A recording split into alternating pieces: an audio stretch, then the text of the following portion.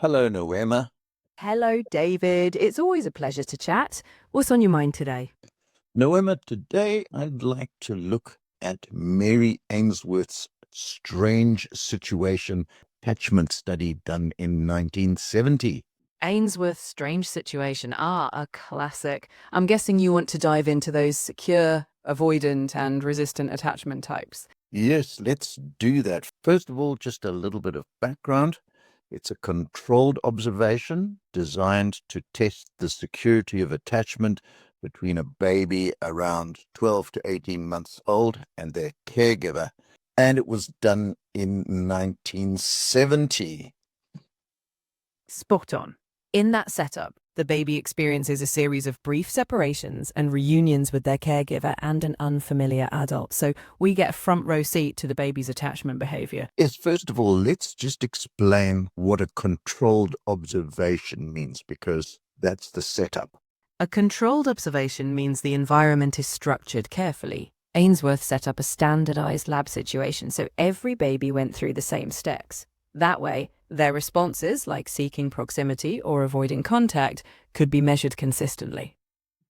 Consistency, that of course is very important in a study like this. That consistency gave us clear patterns, helping Ainsworth identify those famous attachment types. I think let's have a look first of all at the 5 different behaviors that were observed, and then we'll go on to look at exactly how the study was conducted.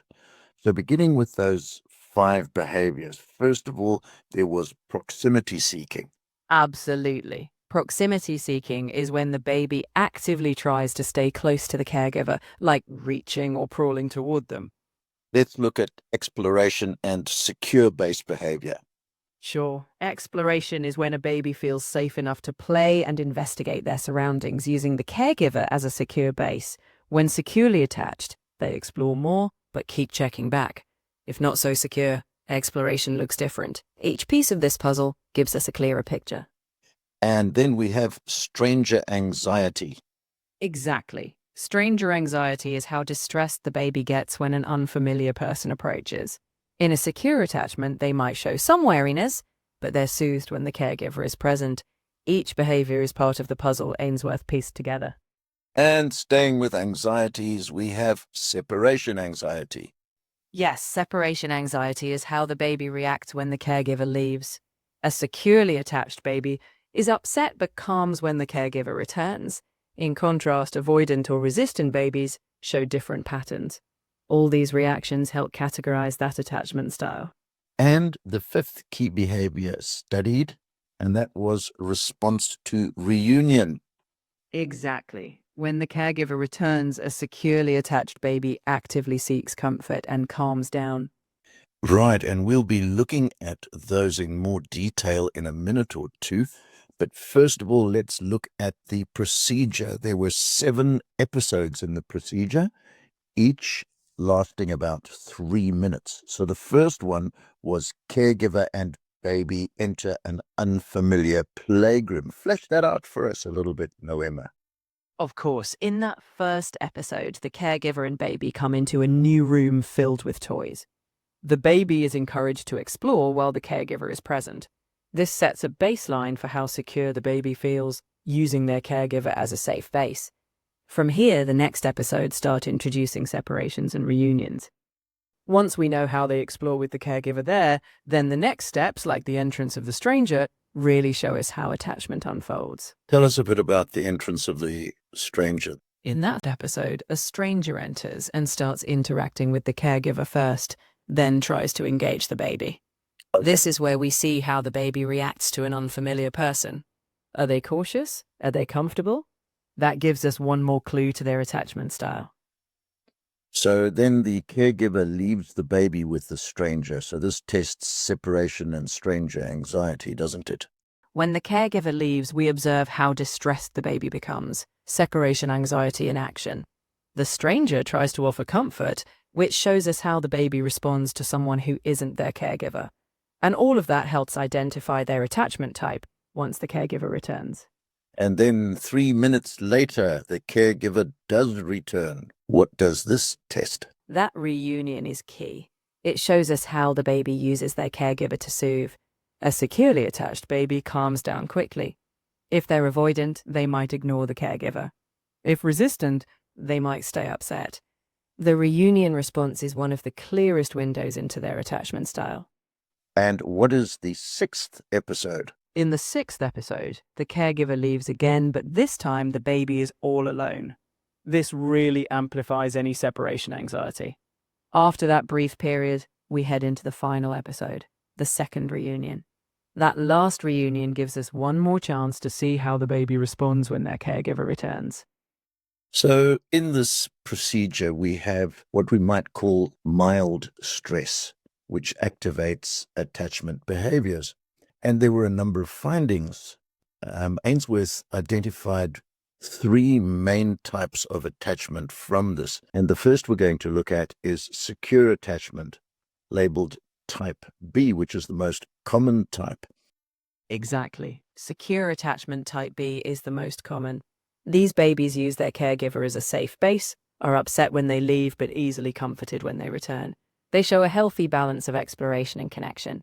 It's often seen as the ideal, reflecting sensitive, responsive caregiving. Once we've got that covered, we can contrast it with the others. So when the caregiver leaves, there's only moderate separation anxiety and also only moderate anxiety concerning the presence of the stranger. That's right. Securely attached babies definitely get upset when the caregiver leaves, but it's not overwhelming. And with strangers, they might show a little caution, but not intense fear. Once their caregiver returns, they're quickly comforted. It's that balance of mild anxiety but effective soothing that characterizes secure attachment. That study was done in the US, wasn't it? And I think originally about 60 to 70% of babies were seen to be securely attached. Yes, that's correct. Ainsworth's original findings showed that a majority of babies, around that 60 to 70%, were classified as securely attached. Later research across different cultures found some variation, but secure attachment is typically the most common pattern identified. And secure attachment is associated with positive long-term psychological outcomes, isn't it? Yes, exactly. Secure attachment often sets the stage for healthier relationships, better emotional regulation, and overall well-being later in life. It's not a guarantee, but it's associated with confidence in forming relationships and coping with stress. Now we can look at the other attachment types to see how they differ. Yes, let's do that. Let's look at type A, the insecure-avoidant attachment type. Won't you walk us through the characteristics of that one, please? Absolutely. In insecure-avoidant attachment type A, babies seem almost indifferent. When the caregiver leaves, they don't show much distress, and when the caregiver returns, they might avoid contact or ignore them. They often explore a lot, but without checking back. It's thought to come from caregivers who might be distant or less responsive. It's as if the baby learns not to rely on others for comfort. Perhaps the babies are suppressing emotional distress. It's like they've learned to minimize outward signs of distress because they don't expect comfort. But internally, they may still feel stress. So avoidant attachment can lead to emotional distance later on. And that's around 20 to 25% of babies that were studied. Yes, that's right. In Ainsworth's original study, about 20% or so were classified as insecure-avoidant. It's less common than secure attachment, but still significant. Now, shall we move on to the third style, type C, insecure-resistant? Yes, let's do that. Because the characteristics of that were where you had the baby being clingy and less willing to explore. There was high separation anxiety when the caregiver left, high stranger anxiety, really didn't like the stranger. The infant wanted reunion, but then resisted comfort. Can you explain that a little bit more? Of course, in insecure-resistant or ambivalent attachment, it's a push-pull dynamic. These babies desperately want the caregiver back, but when reunited, they struggle to be soothed. They might cling, but also show anger or frustration. It's often linked to inconsistent caregiving, sometimes responsive, sometimes not, so the baby is anxious and uncertain. Thinking of that inconsistent caregiving, I think it's A good thing that that's only 3 to 5% of the babies tested, but 3 to 5% is still too much, isn't it? It is a small percentage, but it's still significant. Even though most babies form secure attachments, those who develop insecure patterns might need more support later on. The good thing is, understanding attachment helps caregivers and professionals foster more secure relationships over time. Good. In our next podcast, we're going to evaluate the study, and that should be interesting. We'll look at what we learn from it. That sounds like a plan. There's plenty to unpack, from the strengths of having a standardized procedure to the debates about cultural differences. Thank you, Noema. Look forward to it. We'll do that soon. Until then, take care.